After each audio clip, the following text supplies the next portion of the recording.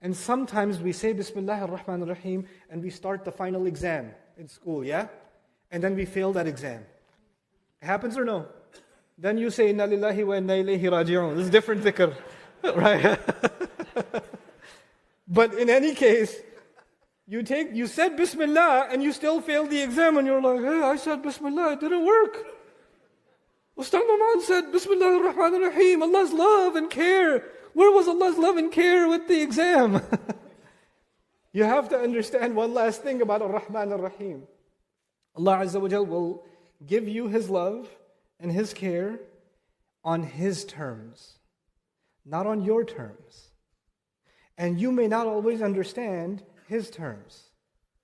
Somebody's in the hospital, dying of cancer, at a young age. It happens or no? And Allah is still Ar-Rahman Ar-Rahim to them or no? He is. But you and I cannot understand, even they may not be able to understand, in what way is Allah Ar-Rahman and Ar-Rahim to them. They may not know. Let me tell you one little story and I'll conclude for today. Just to understand how Allah's love and care works. Yusuf alayhi salam was a boy, taken away from his family, kidnapped, thrown in the woods, in a ditch, then sold, turned into a slave, child slavery. What a crime. If you see news today of children being sold as slaves, isn't that disgusting? Isn't that disturbing? You want to change the channel. That's what happened to Yusuf alayhi salam. Did he deserve it? No. And then he's a servant living in a house, doing a good job, doing an honest job, and he gets accused wrongly. And what happens next?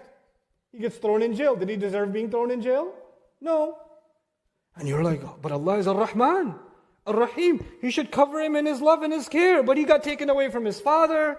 He got taken away from his family. He got thrown into jail. All of these problems happened. But you know, eventually Yusuf alayhi salam came out of jail, remember?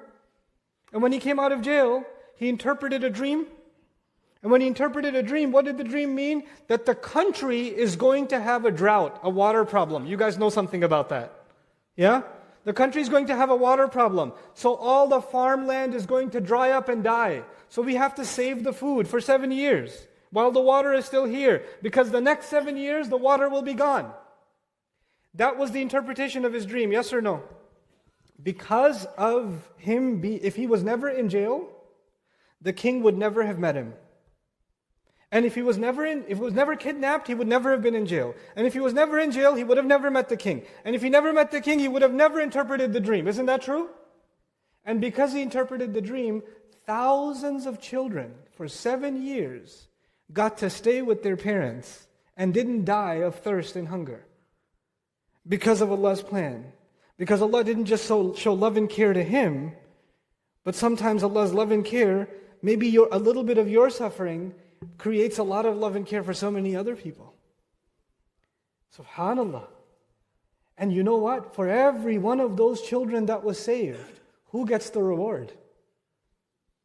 Yusuf alayhi salam.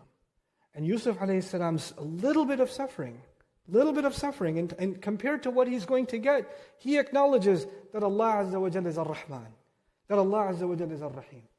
These are the names we call on when we start a task. Don't ever lose sight of the fact, whether things work out for you the way you want or not. One thing is always there. Allah never stopped loving, Allah never stopped protecting, Allah never stopped caring.